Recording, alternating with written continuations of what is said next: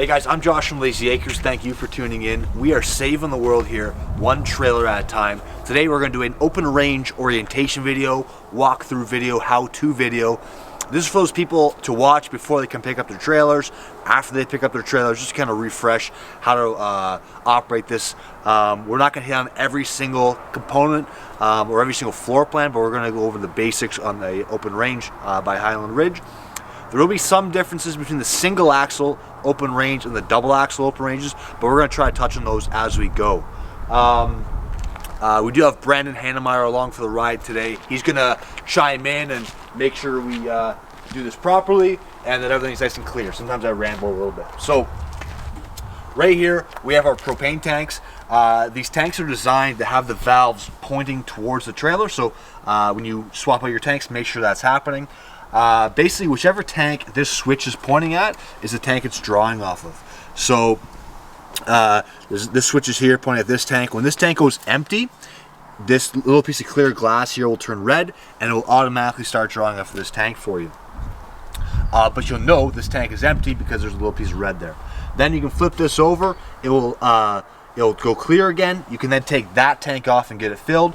When this tank goes empty, it'll start drawing off of that tank again. So it's back and forth like that. Personally, if it was me, I probably would just leave the one tank open. That way I know I've run out of propane in this tank and I know to go get it filled. But that's up to you, kind of thing. These tanks are good for 10 years, so you gotta get them revalved in 10 years. And you get them filled at like a Costco or Petro or whatever. When you open up these valves, don't just fire them right open. Open them up slowly. Because if there's too much downward pressure, there's like a little leak sensor in there. They'll pop, close, and shut the propane off. So open those up slowly. And behind there we have our battery. When this comes new from Layzee, I'll have a battery, but also have a box all the way around it. When you're not using the trailer, it's just sitting in the driveway at home or sitting in storage not being plugged in, you're going to make sure you disconnect the negative lead. Okay. You have a propane detector, the radio inside. That kind of stuff will slowly draw down the battery if you leave this hooked up. So you're not plugged in, you're just in storage, disconnect the battery. For the winter, you're gonna take that battery right inside and do not store it on a concrete floor. These should be tightened down with nuts. If they're just like loose like this, you're gonna have a little bit of arcing going on. So when you're using the trailer on the regular, make sure these are tightened down with wing nuts. The double axle open ranges as of right now have a power front jack. So you just go up and down, easy peasy. You have a light here as well. The single axle open ranges will have a manual jack, so just crank it up and down, nice and easy there. On all of the open ranges, you should be using some kind of a weight distribution hitch. We do the Centerline TS by Husky most of the time, so if you're interested in that, there is a video link down below. If Chrissy, you could put that there. When you're using a weight distribution hitch, though, it is a nice thing to have this power jack because you're taking all the weight off those bars before you snap those bars on. To hook up and go down the road, besides the weight distribution hitch, there's 4 things. You have a pin that clips into here, so the ball comes up underneath, it fits into that coupler, then you lock this down, put the pin in, then you have a breakaway cable. This activates the brakes in the trailer if it ever becomes unhooked, so the trailer doesn't follow you down the road. This hooks up to the truck with a separate link. Then you have chains. The chains must crisscross underneath the hitch, hook up like so, and basically if the trailer ever becomes unhooked, the coupler is going to cradle in those chains, so they have to be hooked up crisscross. And then you have the lights. So the lights is a 7-way connector, so this is going to fit into the back of your vehicle. It's a 7-way connection, so that means it has brakes on the trailer, so you need to use a brake controller. If your vehicle doesn't have a brake controller, you need to get a brake controller before you come pick up your trailer. That's going to fit in like that, easy peasy. So 4 things: lights, chains, breakaway cable, and pin. Have those things hooked up at all times when going down the road. Propane cover. Oh, one other thing. These single axle open ranges will just have 1 tank, all right, and you won't have a selector valve. You just hook up the tank straight to it and just on and off with that. So a little bit more simple with the single axle open ranges. Just hook up the tank and turn it on. There's a door here that you can get access to the tank there. Right on. Our baggage door is pretty straightforward. It has a magnet. You want to lubricate these door locks so they don't get tight and like hard to kind of operate. So stick a key in there, lubricate that door lock. Same thing with your main door lock, and same thing with your stabilizer jacks. Stabilizer jacks are not leveling jacks, they're stabilizing. So the idea there is you just kind of take a little bit of bounce out. How do I level my trailer? Well, what you're going to do is you're going to back up to the site. If you're low on one side, you're going to pull off the site, put a piece of 2x6 down, drive up on that piece of 2x6, leveling it side to side, and then once you have it level side to side, you unhook the vehicle, drive the vehicle away, and level it front to back. For simplicity's sake, I would just put the level on the floor of the baggage door here. So like I said, we're leveling it side to side with the wheels using wood, and then front to back, and just turn the level around. Then once you have it level side to side, front to back, then you bring your stabilizer jacks down. You bring them down to their tight, and then maybe a half turn or a full turn, just to take the bounce out there. There's a couple different slide out systems used on open range. Neither one really requires a lot of maintenance. The key here is that you keep these lubricated. All right, so you use like a car seal lubricant, spray that on a rag, wipe it off up and down. And then the other key is that you make sure you have the slide clear of debris, so no leaves, pine cones, those kind of things on top when you go to bring the slide out in. So keeping that lubricated and keeping that free and clear of debris. Now down below, if you want to be a super camper, which everybody wants to be a super camper, you can lubricate the gearing. So basically, as someone runs the slide out in and out, you take like a Teflon lubricant spray can and spray this gear down there, okay, as that runs in and out, just to do that. That's above and beyond though, which is great if you want to do that. I'll just keep the noise down, keep it operating really, really nice and smooth. 30 amp service on these open ranges. The double axles will have the detachable style cord, right, which you can see here comes with the trailer. The single axle open ranges will have a pull-out style 30 amp cord. They both operate the same. You can both operate everything on 30 amps. When you adapt it down to 15 amps, which is what I've done here, you won't be able to use the AC. So if you want to use the AC, you have to go to a site with 30 amp service. But if you're just at the driveway or at a site that only has 15 amps, you can adapt it down, but you won't be able to use the AC on that adapter. And that's just what that little 15 amp adapter looks like, pretty straightforward. With the detachable style cord, you fit it in, twist it on, and then tighten this up, just so that it doesn't kind of hang on just the tongs there. Easy peasy. We have an outside shower, so we have hot and cold right through here. There is a shortage in the industry right now, those blue slinky-like hose, so your open range may not actually have that when you go to pick it up. Nobody can get their hands on those blue outside shower hoses. But have a hot and cold here. The key here is that you don't forget to winterize your outside shower. Now, we have a Blackwater flush kit. We're going to come back to this when we talk about sewer. This one on this side here is your city water connection. So you hook up the hose right to here, and whatever pressure you have on the hose, you're going to have pressure on the trailer. You should be using a water pressure regulator. It's like a little brass piece that fits in between the hose and the trailer, and that will make sure you don't have too high a pressure running into the unit. So get yourself a water pressure regulator, hook up to your hose, hook it up to there.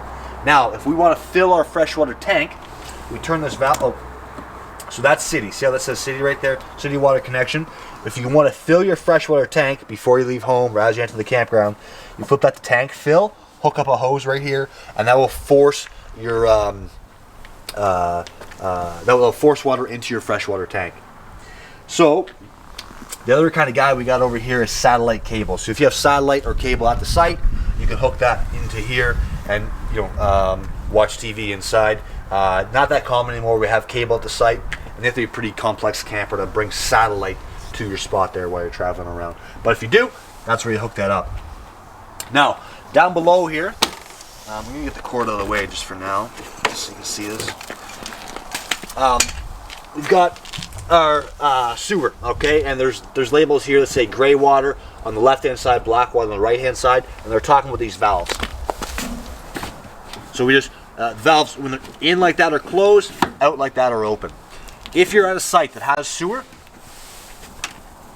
you're going to hook up your hose, just how I took the cap off, hook up your hose like so, and leave your gray water open. So this is if you have sewer right here at the site, hose into the ground, leave your gray water open. Gray water is your sinks and your showers. It's mainly just soapy water, right? So that's going to run out as it builds up. It's imperative that you leave your black water closed. if you leave your black water open, the liquids are going to run out and the solids are going to develop in the bottom of the tank. So leave your black water closed. When the weekend's over, the week's over, your tank fills up, you can come out here, close your gray water, open up your black water, and then the black water will rush it all at once. When your black water's open, you can take a hose and hook up right here to your black water flush kit, and that's going to spray down the inside of your tank. A couple things to really remember here. When you hook up your black water flush kit, you have to make sure your black water gate valve is open. If you have this closed, you hook up water there, it's going to build up pressure in the tank. It'll be disastrous if you do that. You'll eventually just don't do it. Okay, so black water valve open when you hook your black water flush kit up, and then the other key is that you have one open at a time. And the other key is that if you have sewer at the site, you don't leave the black water open because the solids will build up in the bottom of the tank. Now, if you're going to a spot that doesn't have sewer, you're going to dump your go to a dump station at the end and dump it all at once. Just open up one valve at a time.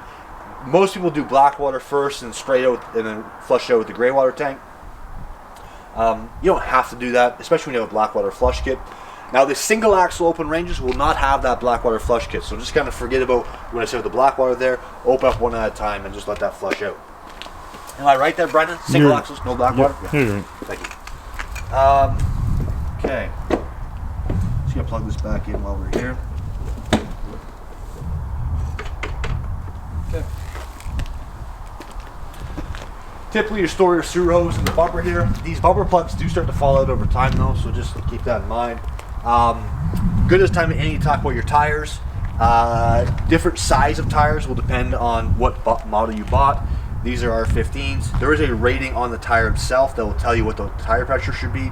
Keep it at that. So if it says 65 psi cold, keep it at 65 psi. Usually when you have a blowout or uneven tire wear, it's because you have low tires. So keep them at the full pressure there.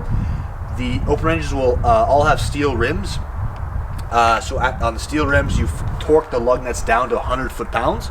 First couple trips, when you get home, you should be torquing those down because it hasn't really gone on the road much, right? So 100 foot-pounds, torque those down, especially for the first couple trips. We have Furrion backup camera prep, so you can put a camera in there. Some trucks don't have enough juice though to operate that camera. It's the newer GMC, is what you told me the other day, Brendan? Yep. Yeah. So, check with the manufacturer on your truck. Make sure that you can actually operate that Furrion camera before you go and buy it and waste your money. Some of these open ranges will have an outside kitchen. Can you think of one, Brendan? 32 BHS. 32 BHS will have an outside kitchen. Most of them don't. But on the double axle, not the single axle, on the double axle open ranges, you're going to have the gas fitting. All right, so you can hook up a low pressure barbecue to this location here, turn on the gas, and you'll have gas at the barbecue. There's a little valve here. If you have this valve on, it won't let you operate the little sleeve there. So you have to have the valve in the off position, then you can operate the sleeve, put your hose in. Keep that black cap in the place there, just to make sure no debris gets in. The 6-gallon water heaters for open range are Suburban style. Basically, there's two in the industry, or mainly two in the industry. But this is a Suburban right through here. It's just a gas water heater, so you flip it on and off from the inside. There's nothing you do out here on the regular, but when you go to winterize, you take out your plug, which is in through here. We've done a video on winterizing, so you can check that out. Basically apply all those principles to winterizing an open range. But with a Suburban water heater, you take this plug out here, all right? All the water's going to come out of the water heater itself. This is only winterizing. And then you're going to want to replace this anode rod. They say every year. So yeah, if you want to do that, that's great. You'll notice when you take this out, this will kind of look all ratty. That's because the hard water is breaking down the anode rod instead of breaking down the tank. So that's on here. So Suburban water heater, replace this anode rod every year, and then that's how you drain your tank itself. Otherwise, don't touch it. Don't put screening on anything. Just leave it all how it is. Don't touch the pressure relief valve, nothing like that. They do have bearing buddies on these axles here, so you can repack the bearings. Sorry, I should rephrase that. They have bearing buddies on here, so you can grease the bearings. So basically, you pull out this plug here, put a grease gun on there, and shoot a shot of grease in into the nipple there. But at 6,000 miles you do that, and then at 12,000 miles you repack those bearings. So that's a long ways, guys. So just keep that in mind. But at 6,000 miles you can grease your bearings. At 12,000 miles you should have those repacked. Furnace vent, don't touch it. Fridge vent, don't touch it. Don't put screening on it. Just leave it how it is. Outside receptacles attached to your GFI. That's on the inside of the trailer. So if this isn't working, it's because your GFI is kicked. We mentioned filling your fresh water on the other side there, towards that power fill kind of thing, depending on how you have that valve. If you don't have an end on the hose, though, you can stick your hose into here. Basically, you can stick your hose into here and fill your freshwater tank that way. So, two separate systems. So we have the city water that we hook up on the outside, over there. You have water at the taps. If you don't have city water at the site, you're going to fill up your freshwater tank here or through the other location and fill up your tank, and you turn a water pump on from the inside. Turn that pump on, it's going to pump water from your tanks to your taps. Wherever your freshwater fill, like the gravity fill is, down below it, there'll be a freshwater drain valve. See here where this one is. Yeah. So it's this white valve right here. Open this up, and it'll drain your fresh water for you. Okay. So if you're done for the weekend, you don't want to carry that water home. You just open that up, drain that out, and that will always be around where you have your freshwater fill. Grab handle, easy 2 steps. These steps here, they fold up underneath, which is fine. You just gotta make sure you keep these lubricated because they will get stiff over time. So lubricate those, lubricate your door locks, lubricate your stabilizer jacks, lubricate your coupler at the front there. There is a really key part of maintaining the roof, so you gotta be up on your roof every 90 days, checking your seals. We've done a video on that. Maybe click that down below if you want to see how to maintain your roof. But there needs to be an inspection at least every 90 days on a new trailer or a used trailer. Okay, let's do the awning. Hey, Brendan, done on the outside, you think, buddy? Nope, we still do the solar hookup. Oh, good call. All right, so we'll come to that in a second. Before we do that, though, we'll do the awning. So just extend the awning.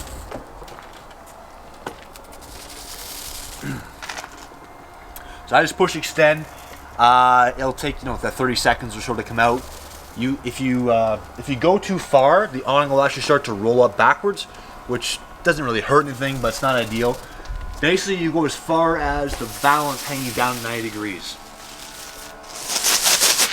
So see that little extra piece of fabric there? Just give you a little sun balance. That should be hanging down 90 degrees, which is basically where we're at right now. These are not meant for windy situations. They're not meant for really rainy situations. So if it's windy at all, or if it's raining hard, put the awning away. The awning is never covered by warranty if it rips off from wind or rain or bends an arm or like that. So if you're kind of in doubt, put the awning away. There is a switch inside the unit itself to turn those lights on and off. So if you don't want those on, you can turn those off. If you want to create pitch one side to the other, you just pull this arm down, and that's going to create pitch away from wherever you want the water to run there. Okay, and that is key that when you go to put the awning back up, push that up, have this bar straight.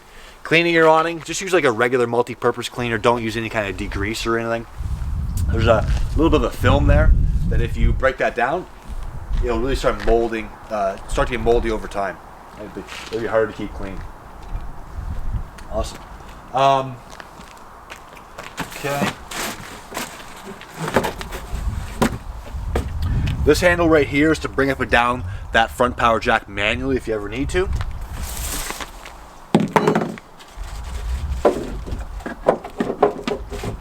This handle right here is to bring down your stabilizer jack. That's a 3/4 inch socket.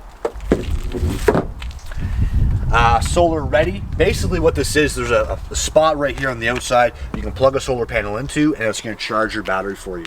There is no charge controller though between those two pieces, so make sure the panel you get has some kind of charge controller built in, otherwise you can overcharge your battery. And basically, yeah, you have a panel that sits down here, you plug it into the side there, easy peasy. We'll go do the inside stuff now. Right on, guys, we're inside that open range. First thing we should always do is the safety stuff first. So we got ourselves a fire extinguisher down there. That's always by the door somewhere in your floor plan. The smoke or the carbon monoxide / propane detector is always down to the floor, but depending on the floor plan you got, it may be in a different location there. This one is plumbed right into the unit, so if your battery starts to get low, that's going to start to beep once every 30 seconds or so. It's one of the things that slowly draws down the battery, so that's why you disconnect your battery when you're not using the trailer. If this goes off as an alarm, you walk outside the trailer, leaving the door open, and then go up front and shut your propane tanks off. And then you call somebody if you think there's a leak. So, to repeat, this goes off, walk outside the trailer, leaving the door open, turn your propane tanks off.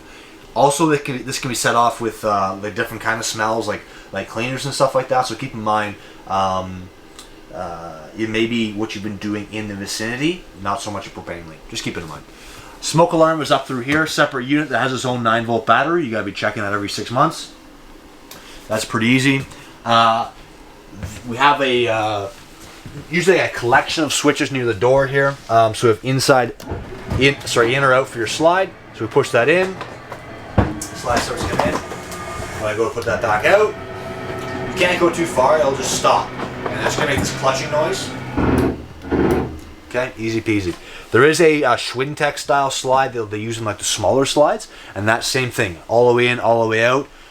These rack and pinion slides, you can actually bring them halfway in and bring them halfway out. The Winterization slide, you should always bring it all the way out, all the way in, but same kind of thing, you can't bring it in and out too far. Outside lights, inside lights, extend or retract your awning. We've talked about that. You have a monitor panel where you can check the levels of your tanks, see how full your fresh water is. It reads empty. See how full your black water is, gray water. Your black water will lie to you though, so you know your tank's empty because you just emptied it. But you'll come in here, it'll still say 2/3 full or something. That's just because there's literal crap on the sensors. Nothing really much you can do with that. It's a problem with RVs. They haven't figured it out yet. So yeah, the monitor panel on the black water is unreliable. Then you have a switch here for your water heater. You flip that on or off. When you flip it on, it'll say DSI fault here for the first 30 seconds or so. Then once it tries to light, this light will go out. Once it's lit, okay, it will stay out. Okay, so if you come in here after a few hours and this light is on, it's probably because you ran out of propane, or it just went out for some reason or there's a problem. So just on and off of that. If you have water in your freshwater tank, so you're not using the city water, if you have water in your tank, you can turn the water pump on. It's going to pump water from the tank to your taps. Once it comes up to pressure, the pump will shut off. But if you're hooked up to city water, you just hooked up to city water. You don't need to worry about that. So that's on and off for your water pump to pump the tanks, the pump from the tank to the taps. Before you go try to light your water heater or your fridge or your furnace, you should always light your burners first. So you turn this to on and then spark. The reason you always light these first is because you want to get gas to the appliances. If you haven't used your trailer in a couple weeks, there's going to be air in the lines, so you want to bleed the propane through. So always light this first. Your oven's a little more difficult, so you got to turn this to flame and hold this in. As I hold this in, I'm going to spark, and there's a little pilot light that's going to light about halfway back on the left-hand side. Okay, or on the right-hand side, pardon me. So can you see that, Brennan? Yep. Okay. As I hold this in for another 20 seconds or so, I can let it out, then turn it to whatever temperature I want on the knob here. If I turn this back to pilot, it'll just be the pilot on. If I turn it off, it's off. Whenever you're using the oven or the rain shield, you should always have the fan going. Okay. This is the most dangerous appliance. Okay, so and dangerous because if you leave this on. Just on to heat the trailer or something silly, you're going to go to sleep and you're not going to wake up. So you got to make sure you're just using this for cooking. When you're done using it, shut it off. Microwave is a microwave. That just folds back over. On the single axles, there's no oven, right, Brandon? So there'll just be the 3-burner stovetop here. And then we got our breakers and our fuses down below. Breakers over here on the left. They're labeled right. They're labeled right here, and then the fuses are over here on the right, and they're labeled right there. There is a little red light that will pop on if that fuse is blown. So if you see the little red light, replace that fuse. If a breaker is blown or kicked, it'll just kind of look like that. There is a fan here that usually is running, just cooling down the converter. That's not a problem. The fridge is right through here. Okay, so you have different modes. So first off, you turn it on, which it is right now, and I push mode, and see how it's on Like the plug right there, that's forcing it to go to electric. That's forcing it to go to gas. And auto. Most people leave it on auto. So if you have hydro, it'll automatically go to hydro and then flip over to gas if you need to. But if I wanted to force it to gas for some reason, maybe you're trying to save your ampage for something else, I can't think of a reason why you do that. You can just force this to go to gas only. And then you can control the temperature by 1 through 5 snowflakes. That's pretty easy, Brendan? Yep. Okay. Go in through here. Let's talk about a thermostat. So you gotta kick it on. Okay, you can control the fan speed, high or low, right through there. If I push mode again, it'll go to cool. See how it says little snowflake there and cool. I can then control the temperature. Okay, I push mode again. I'm on furnace. I am below 60 here. So, and I can control temperature from there. The AC is pretty straightforward, just comes on and off. The furnace has to light, so the fan will run for a bit, then they'll kind of spark on the outside, light the flame, and then, I don't know if you can hear that in the camera or not, but the flame kind of kicked on there. I heard it. You did? Good work, Brennan. If I want to shut the furnace off, I push mode again until it's off. Now the flame goes out, but the fan will continue to run afterwards. Okay? And obviously you can just adjust the temperatures there. Your outside receptacle and probably your kitchen receptacles are attached to this GFI. So if they're not working, it's probably because this is kicked. So if it's a little red light like that, that means this GFI is kicked. Kick that in, easy peasy. The toilet, you want to make sure you leave water in the bowl because that keeps the stink down into the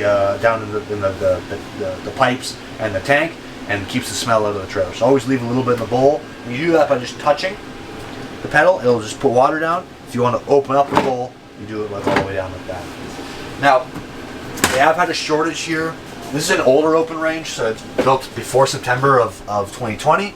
So this has this Nautilus shower door. Anything built after that, which is most of the stuff going out right now, because we're in spring of 2021, has a shower curtain, not a door. Okay, so just keep that in mind, guys. They've had a shortage on these Nautilus doors. They have switched to a curtain for anything built after September of 2020. So that's good there. That's good there. I guess probably just the TV, Brandon. Yeah. Oh, let's talk about the manuals. We do have a bag full of manuals here that will show you how to operate your stuff. Open range it's part of StarCraft actually, so that's why it says Autumn Ridge Outfitters, that kind of thing on here. This is the manual I would read. Okay, I would not read all these individual ones because, you know, if you have a problem with the oven, sure, read the one in the oven. But this kind of puts it all together for you there. That's that. The single axle open ranges won't have a TV, so they'll have a separate radio, okay, that you control the inside-outside speakers. The double axle open ranges will come with a TV, and it's by this Connects brand, okay, and that actually is your built-in radio and speakers. So we have outside speakers on this, but we control them through the TV here. So we're going to turn this on. Give it a second here. Yeah, turn green, we're good. And I can go through. So on the remote here, I have volume in red and volume in green. Volume in green will be your outside speakers. Volume in red will be your inside speakers. Okay. Then I can control A and B selection right through here. So B, like I said, is outside. A is inside. When I push A here, zone A off. Zone A on. When I push B here, zone B on, zone B off. Okay? So you can have both on, one on, however you want to kind of organize that. One thing I was really impressed with, actually Brendan more so than me, is the quality of the sound of those outside speakers was pretty phenomenal.